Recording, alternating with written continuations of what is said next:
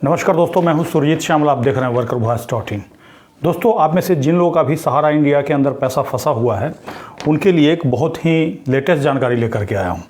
और ये जानकारी आपके लिए इसीलिए महत्वपूर्ण है क्योंकि आपका जो पैसा फंसा हुआ है उसके लिए आप में से बहुत सारे लोगों ने प्रधानमंत्री श्री नरेंद्र मोदी जी को पत्र लिखा होगा। अगर पत्र नहीं लिखा होगा तो अभी से भी आप भेज सकते हैं, क्योंकि याद रहे, आपको याद होगा इससे पहले भी 2 लोकसभा चुनाव हुआ है जिसमें कि कई उनके द्वारा वादे किए गए थे, और उसी के बीच एक 2019 में जो लोकसभा चुनाव हुआ था उन्होंने एक कैंपेन चलाया था, मैं भी चौकीदार।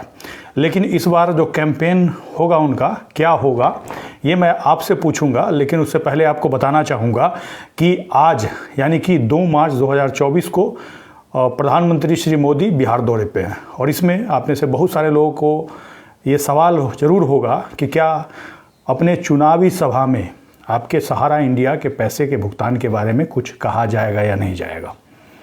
तो आज इसी के बारे में मैं कुछ अपडेट देने जा रहा हूं। आपको बता दूं कि जब सहारा इंडिया चल रहा था आपका, तो आपने अपना पैसा जमा किया उसके अंदर, और लगातार आप जमा करते रहे। उसी बीच 2008 में जो नॉन बैंकिंग है उस पर रोक लगा था, और रोक लगने के बाद 2015 में लाइसेंस रद्द हो गया। उसके बाद भी आपका पैसा जमा लिया जाता रहा।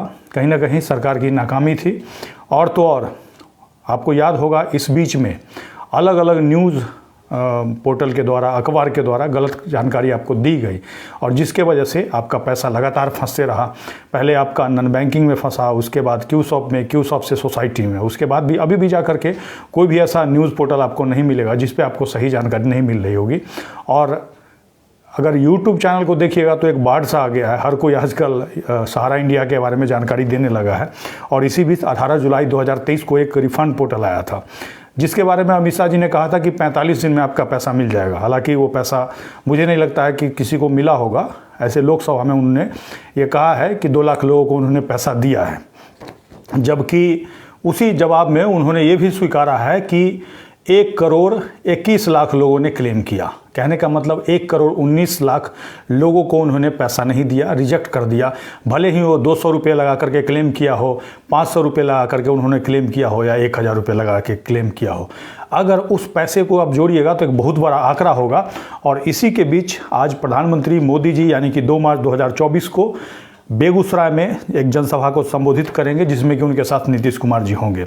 उसके बाद बेगूसराय के बाद गया और औरंगाबाद, ये 3 जगह पे उनका जनसभा है, जिसको कि अलग अलग न्यूज़ पोर्टल में मैंने पढ़ा है, ये बताया जा रहा है कि लोकसभा चुनाव लेकर के वो आ रहे हैं।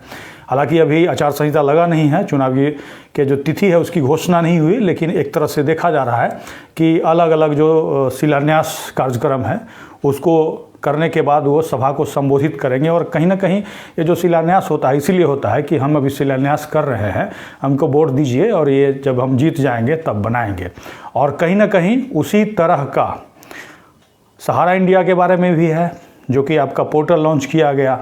और पोर्टल लॉन्च इसलिए किया गया था, और मुझे भी लगा था, आप लोगों को भी लगा होगा कि पहले 5,000 देंगे और कहेंगे कि भाई आप हमको वोट दीजिए, उसके बाद हम बाकी पैसा देंगे। लेकिन इन्होंने गलती क्या किया, गलती कहिए या फिर इनका जो अंदर का जो हकीकत था वो सामने आ गया। इन्होंने क्या किया, बाकी का क्लेम ही रिजेक्ट कर दिया।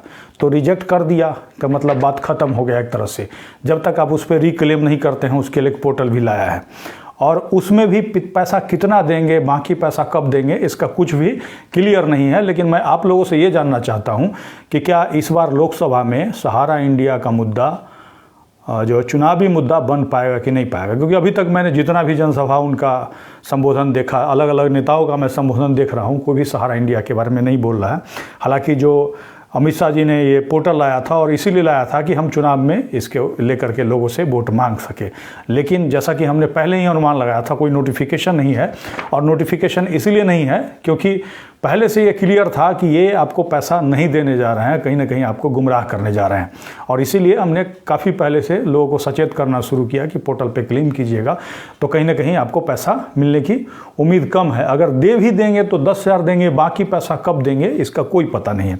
इसके बाद भी बहुत सारे लोग अभी भी भरोसा है उनको कि सरकार के द्वारा ऐसा हमें धीरे धीरे करके पैसा दिया जाएगा। और लोगों ने अप्लाई करवाया, दिल खोल करके अप्लाई करवाया, इतना अप्लाई करवाया कि वो संख्या जो है तकरीबन 1 करोड़ 21 लाख पहुंच गया।